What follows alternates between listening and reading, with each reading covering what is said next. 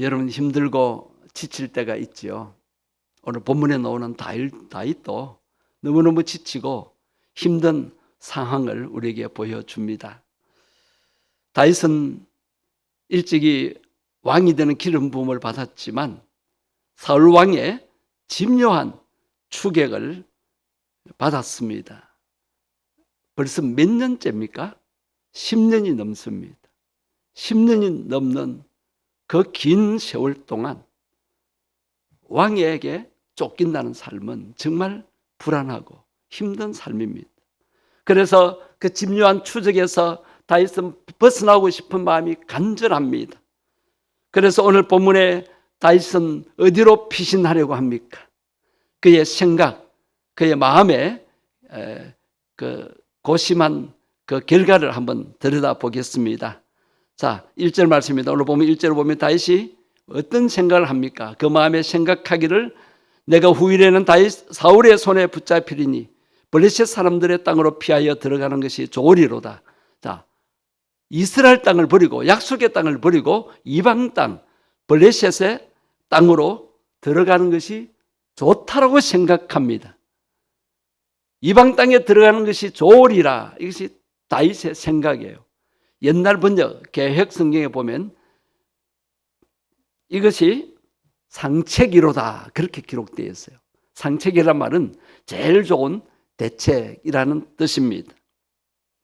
그렇게 해서 이방 땅으로 피하면 사울이 이스라엘 온 영토 내에서 다시 나를 찾다가 단념하리니 내가 그의 손에서 벗어나리라. 이렇게 다윗은 인간적인 생각, 상책을 이렇게 내어놓고 이제 그의 식솔들 600명을 건드리고 아내와 자녀들 또 그와 함께한 부하들을 건드리고 이방 블레셋 땅으로 피신합니다. 오늘 보면 2절에 보면 그와 함께하는 사람이 모두 몇 명이라고요? 600명입니다. 가드왕 블레셋에 있는 가드왕 아기스에게로 망명을 하게 됩니다. 여러분 가드라는 곳이 어딘지 기억나십니까? 다윗과 대결한 블레셋의 장수 골리앗의 고향입니다. 그리고 전에 사무엘 상징 오늘 보면 27절인데 앞에 21절에 가서 보면 전에 또 사울왕을 피하여서 가드 땅으로 그리고 아기스 왕에게로 망명한 적이 있습니다. 그때 그 아기스 왕의 신하들이 다윗을 알아보고 다윗이 골리앗의 칼을 가지고 있거든요.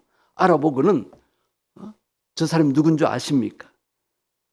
우리의 적군인데 우리의 적장을 이겼는데 우리나라에 왜 왔겠습니까? 왕에게 해를 끼칠 겁니다. 쫓아내야 됩니다.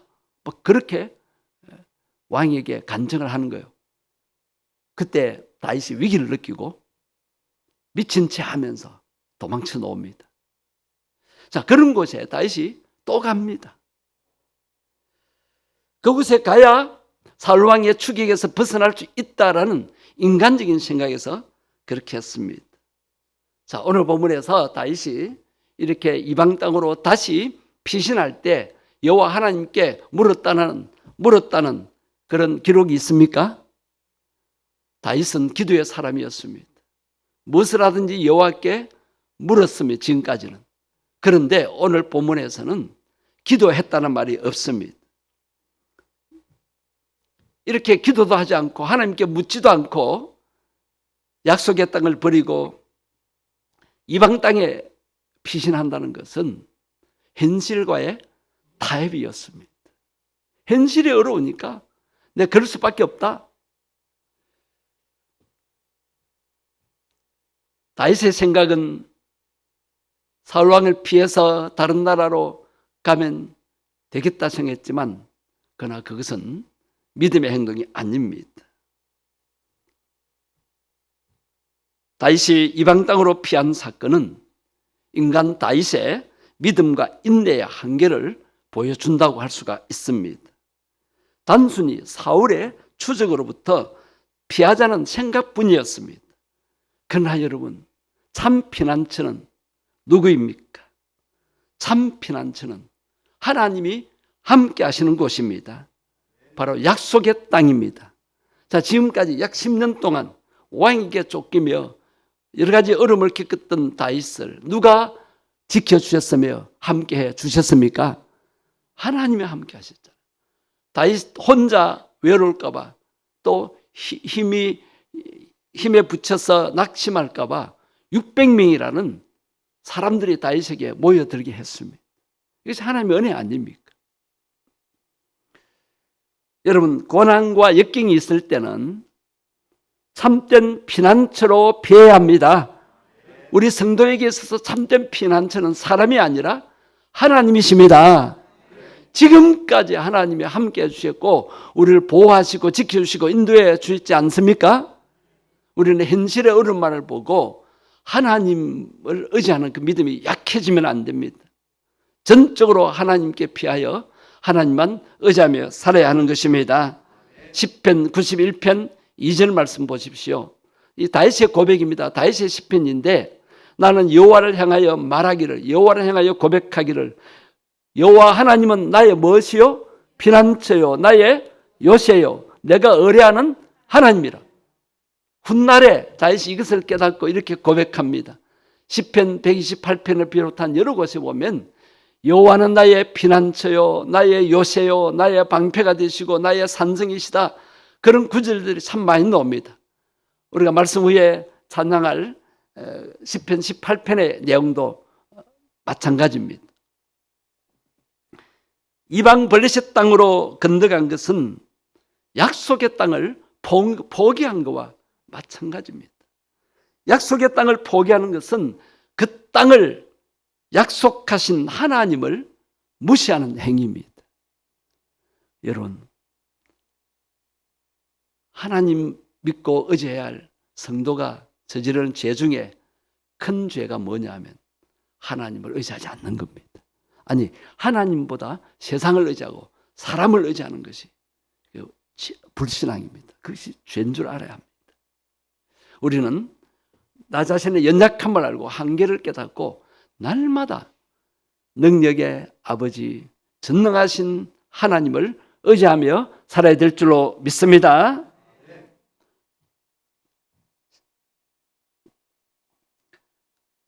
다윗의 고백을 다시 한번 봅시다. 그는 나의 피난처요 그랬습니다.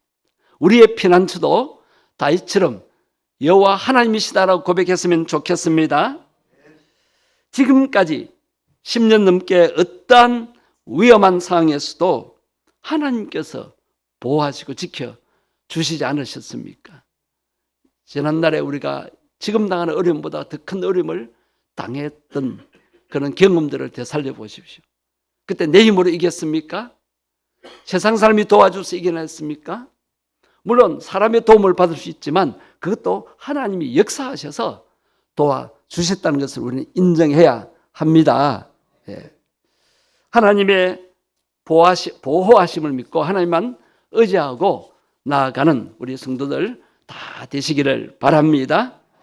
자, 약속의 땅을 버리고 하나님을 무시하고 더 이상 하나님을 의지하지 않고 인간 블레셋 왕을 의지하러 간 그 대가가 뭡니까? 자, 처음에는 눈에 보이는 좋은 대가를 얻습니다. 6절에 보면 시글락 땅을 얻게 됩니다. 블레셋의 변방인 시글락 땅을 얻어요. 600명이 그의 식솔들 600명이 함께 갈 수 있는 시글락 성읍을 얻게 됩니다. 그러나 그 대가로 그는 이방 왕에게 충성해야 하는 신하가 된 겁니다. 여러분, 이스라엘, 이 장차 이스라엘의 왕이 될 사람이 적국 왕의 신하가 되다니 말이 됩니까?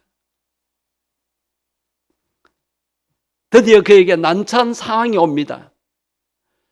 아기스 왕은 다윗을 군대의 장관으로 세워서 자기를 위해 싸워줄 것을 원했습니다. 그래서 블레셋이 다시 다윗의 조국인 이스라엘 땅을 침략하는 난처한 상황이 벌어지고 맙니다. 이때 다윗이 어떤 선택을 해야 합니까? 여러분, 조국 이스라엘 편을 들어야 합니까? 자기에게 시글락 땅까지 내어준 적국의 왕의 편을 들어야 합니까? 여러분 같으면 어떤 편 들겠어요? 내 안위를 위해서, 내가 살기 위해서 약속의 땅을 저버리고 자기 조국을 버렸어야 되겠습니까? 이렇게 단 한 번의 현실적인 타협이 다윗으로 하여금 하나님의 백성 이스라엘과 대적하는 결과를 가져오게 된 것입니다. 그러나 다행히도 이번에도 블레셋 방백들이 반대합니다. 왕이여, 저 사람이 혹시 우리와 함께 전장에 나갔다가 지금 이스라엘, 자기 조국 이스라엘과 싸우는데 600명을 건드리고 있는데 어느 순간에 그 마음이 바뀌어서 우리를 공격하면 어떻게 합니까? 방백들, 신하들은 강하게 반대했어요. 할 수 없이 아기스 왕이 시글락으로 돌아가라고 합니다. 전쟁에 참여 안 해도 좋으니까 돌아가라고. 그래서 시글락 땅으로 다시 돌아왔습니다. 와보니까 기가 막힌 상황이 벌어진 거예요. 아말렉 족속들이 시글락에 살고 있는 다윗의 온 가족들, 그 신하들의 가족들까지 다 잡아가 버리고 말았어요. 그것이 오늘 본문 뒤편에 30장 3절에 가서 보시면은 그 내용이 나옵니다. 30장 3절에 가서 한번 보십시오. 다윗과 그의 사람들의 성읍에 이르러 본즉. 자, 무슨 성읍이라고요? 시글락 성읍입니다. 그 성읍이 어떻게 되었어요? 불탔습니다. 전쟁이 났습니다. 그래서 자기들 아내와 자녀들이 어떻게 됐다고요? 사로잡혔습니다.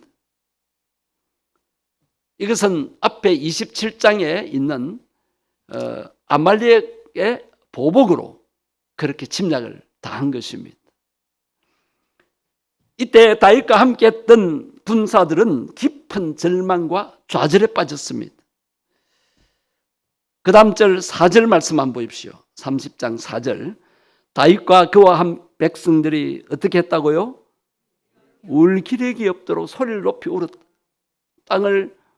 땅에 주저앉아 뒷걸을 무릅쓰고 소리 높이 우는데 어느 정도로 울 기력이 없을 정도로 나중에는 소리가 나지 않고 그렇게 부르짖는 그런 상태까지 빠졌습니다. 여러분, 울 기력이 없도록 울어본 경험이 있습니까? 그 다음에 6절에 가서 한번 보십시오. 6절에 어떤 상황이 벌어집니까? 군사들이 자기 자녀들 때문에 여기서 백성들은 군사들입니다. 다윗과 함께 군사들. 자기 자녀들 때문에 다윗 마음이 슬퍼서 다윗을 어떻게 하려고요? 돌로 치자 합니다. 돌로 쳐 죽이자고 합니다.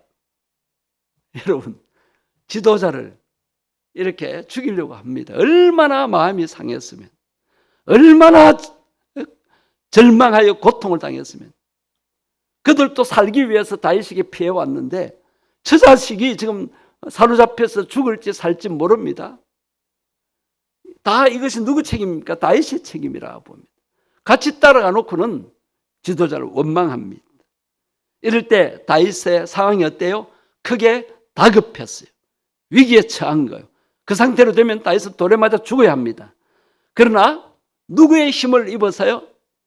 누구를 힘입었어요? 여호와 하나님을. 하나님이 다윗에게 힘을 주신 것입니다. 이때 다윗은 정신 차리고 하나님의 힘을 의지한 것입니다. 그래서 용기를 얻어서 신하들을 설득시킵니다. 우리가 가족들을 구하러 가자. 하나님이 도와주실 것이다.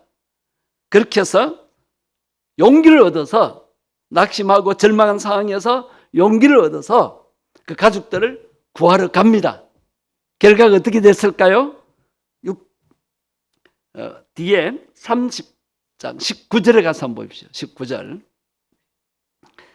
그들이 약탈했던 것, 곧 무리의 자녀들이나 빼앗겼던 것은 크고 작은 것을 막론하고 아무것도 잃은 것이 없이 모두 다윗이 도로 찾아왔다라고 기록하고 있습니다.